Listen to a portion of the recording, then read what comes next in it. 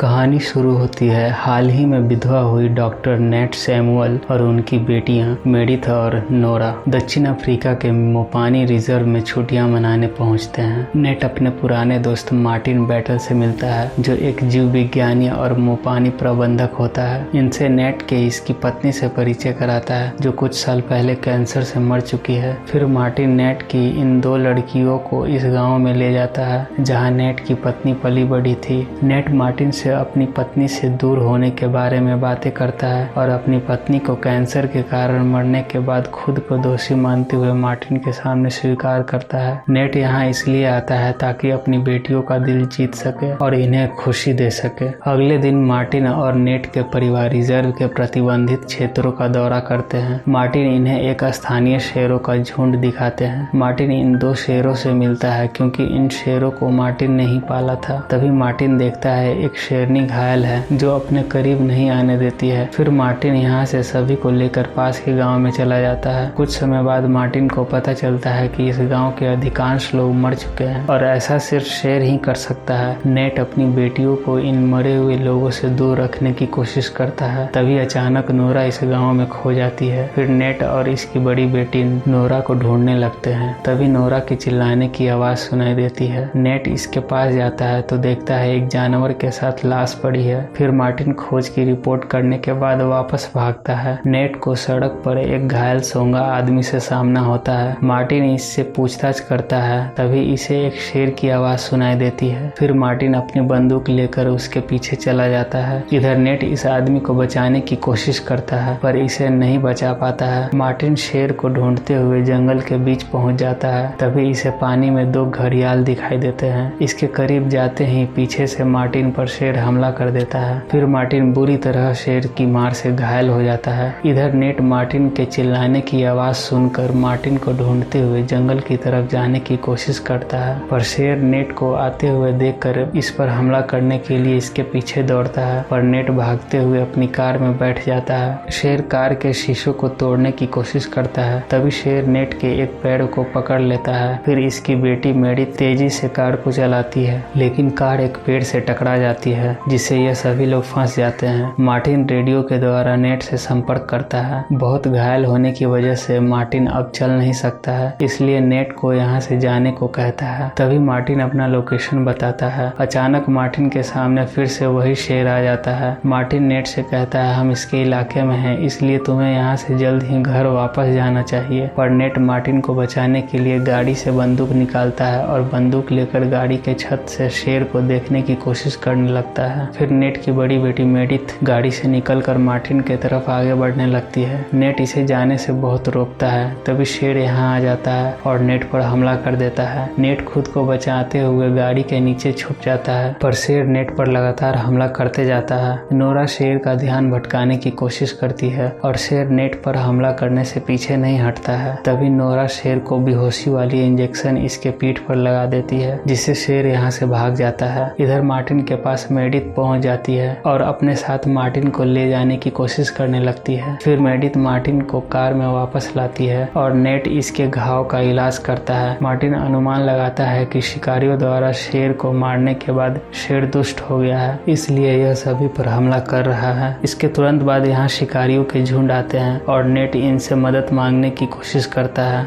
शुरू में पैसों के बदले इन सभी को गाँव तक पहुँचाने के लिए सहमत हो जाते हैं पर मार्टिन को देखने के बाद यह सभी शिकारी नेट पर भड़क जाते हैं क्योंकि मार्टिन इसका दुश्मन होता है। शिकारियों से नेट अपनी बेटी को बचाने की कोशिश करने लगता है। तभी शेर इन सभी शिकारियों पर हमला करना शुरू कर देता है जिससे नेट डरकर अपनी बेटी को बचाते हुए कार के अंदर बैठ जाते हैं। फिर नेट गाड़ी की चाबी ढूंढने शिकारियों के पास जाता है। अचानक शेर यहाँ आ जाता है। शेर से बचने के लिए नेट पेड़ पर चढ़ जाता है। नेट शेर से खुद को बचाने में सफल हो जाता है। तभी रास्ते में नेट मरे हुए शिकारियों से गाड़ी की चाबी ढूंढ लेता है। इधर शेर अचानक मार्टिन और मेडिथ पर हमला कर देता है जिससे मेडिथ बहुत घायल हो जाती है। फिर शेर से बचाने के लिए मार्टिन गाड़ी को नीचे गिरा देता है जिससे शेर बहुत घायल और गुस्से में आ जाता है। फिर शेर मार्टिन पर जैसे ही हमला करने वाला होता है तभी मार्टिन गाड़ी को ब्लास्ट कर देता है और मार्टिन मेडिथ को बचाने के लिए खुद को बलिदान दे देता है। तभी नेट यहाँ पहुँचता है। मेडिथ की हालत को देखकर नेट बहुत घबरा जाता है। सुबह होते ही नेट गाड़ी शुरू करता है और मेडिथ और नोरा नोरा को बचाने के लिए पहाड़ की तरफ जाता है, लेकिन पेट्रोल खत्म होने से पहले गाड़ी को रोकना पड़ता है। फिर यह सभी स्कूल हाउस में रुकते हैं, जहाँ नेट मेडिथ के घाव को ठीक करने के लिए पानी का इस्तेमाल करता है। फिर नेट इन दोनों को छोड़कर कुछ ढूंढने चला जाता है। तभी शेर यहाँ दिखाई देता है और दोनों को ढूंढते हुए शेर इसके करीब आने लगता है। नेट यहाँ आ जाता है और शेर पर अपनी बंदूक से हमला करने की कोशिश करता है, पर शेर यहाँ से भाग जाता है। फिर नेट अपनी दोनों बेटियों को एक कमरे में बंद कर देता है और वादा करता है मैं वापस जरूर आऊंगा। फिर शेर से लड़ने चला जाता है। नेट मैदान की तरफ भागता है। शेर भी इस पर हमला करने के लिए इसके पीछे दौड़ता है। तभी शेर पहले इस पर हमला करता है। फिर नेट शेर को चाकू मारने की कोशिश करता है, पर नेट बहुत घायल हो जाता है। शेर लगातार नेट पर हमला करता जाता है। तभी यहाँ के स्थानीय शेर की झुंड इस शेर को देखकर इस पर हमला करता है। नेट शेर से दूर भागने की कोशिश करता है। फिर कुछ समय बाद बेंजी यहाँ आ जाता है और नेट को बेहोश होने से बचाता है। नेट अस्पताल में जल्द ही ठीक हो जाता है। फिर नेट अपनी बेटियों को गले लगाता है। कुछ समय बाद तीनों एक सुरक्षित जगह पर जाते हैं और एक पेड़ के साथ सभी तस्वीरें खींचते हैं और कहानी खत्म हो जाती है।